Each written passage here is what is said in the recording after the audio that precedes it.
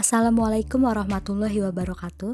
Saya Diartri Pratiwi akan menjelaskan materi mengenai teks anekdot. Kira-kira teks anekdot itu apa ya?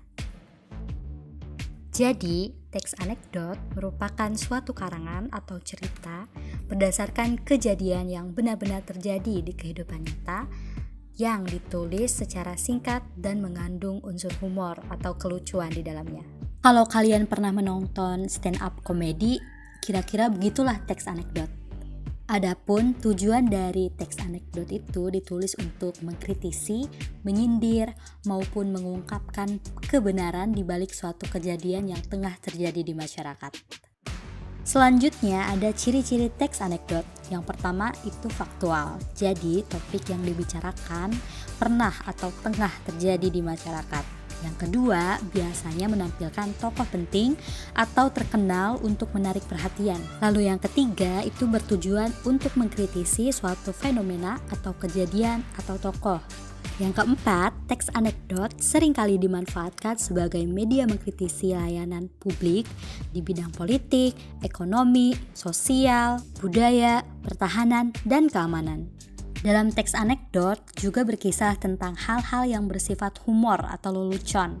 Dan yang keenam, secara umum, teks anekdot ini menceritakan tentang manusia atau hewan. Materi berikutnya, tolong perhatikan. Di sini ada struktur teks anekdot.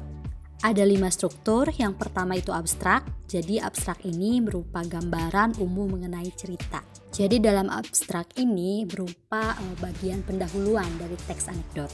Yang kedua ada orientasi. Jadi orientasi ini memberikan gambaran mengenai latar belakang alasan cerita singkat tersebut terjadi, yang menjadi penyebab utamanya terjadi krisis. Pada bagian ini itu mengarah pada konflik atau peristiwa utama yang terjadi pada tokoh-tokoh di dalam cerita. Yang ketiga itu ada krisis. Krisis mengungkapkan pokok masalah atau inti masalah dalam cerita singkat tersebut. Nah, pada bagian inilah teks anekdot mengandung humor atau mengundang tawa pembaca atau pendengar cerita singkat tersebut. Yang keempat ada reaksi. Jadi di reaksi ini mengungkapkan penyelesaian masalah dalam cerita teks anekdot. Reaksi dapat berupa sikap menertawakan atau mencela dan lain sebagainya. Yang kelima atau yang terakhir itu ada koda. Ini tuh bagian penutup teks anekdot yang dapat berbentuk komentar, persetujuan, ataupun penjelasan dari cerita tersebut. Keberadaan koda dalam teks anekdot merupakan opsional, jadi bisa ada, bisa tidak ada. Lalu materi berikutnya adalah kaidah kebahasaan teks anekdot. Yang pertama itu mengandung kata frasa atau kata yang menyatakan peristiwa masa lalu. Bisa dilihat di PowerPoint, di situ ada contohnya kemarin, beberapa saat yang lalu, tahun lalu, 2 tahun yang lalu, dan lain sebagainya. Yang kedua, mengandung kalimat retoris atau kalimat yang tidak membutuhkan jawaban. Di situ ada contohnya misalnya, bagaimana bisa aku mengabaikan kamu? Apakah kamu tidak memiliki hati nurani? Atau mana mungkin aku melakukan itu? Yang ketiga, menggunakan konjungsi yang menyatakan hubungan waktu. Bisa dilihat ya contohnya.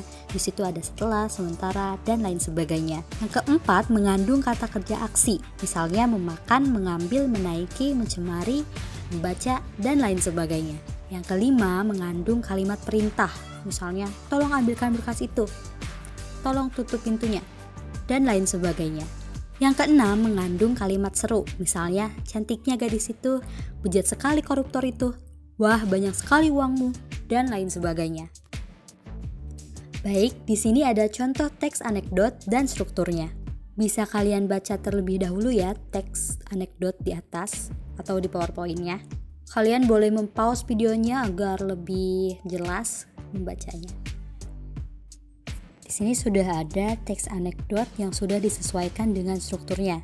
Yang pertama itu ada abstrak. Jadi abstrak ini kan tadi pendahuluan. Nah, di sini yang menjadi gambaran umumnya itu mantan Presiden Abdurrahman Wahid atau biasa dipanggil Gus Dur. Yang kedua itu ada orientasi. Orientasi kan tadi berupa gambaran mengenai latar belakang alasan cerita singkat tersebut terjadi. Nah, di sini ada seperti yang dituturkan Ketua Mahkamah Konstitusi Mahfud MD saat diinterview salah satu televisi swasta dan seterusnya. Bisa kalian baca ya. Berikutnya ada krisis. Nah, krisis itu tadi apa? Berupa pokok permasalahannya. Bisa terlihat ya pokok permasalahannya itu apa. Jadi di sini Gus Dur itu selalu bersikap santai dalam situasi genting sekalipun. Berikutnya ada reaksi atau sikap. Bagaimana sikap Pak Mahfud MD? Yaitu tidak berkutik ya setelah mendengar jawaban Gus Dur yang begitu santai. Yang terakhir itu ada koda. Koda itu tadi berupa persetujuan atau komentar. Karena perangai Pak Gus Dur yang terlalu santai tadi, Pak Mahfud pun berkelakar bahwa Pak Gus Dur itu orangnya aneh. Bagaimana? Sudah paham kan materi mengenai teks anekdot? Terima kasih telah menonton video ini. Semoga video ini bermanfaat untuk proses belajar kalian. Semangat!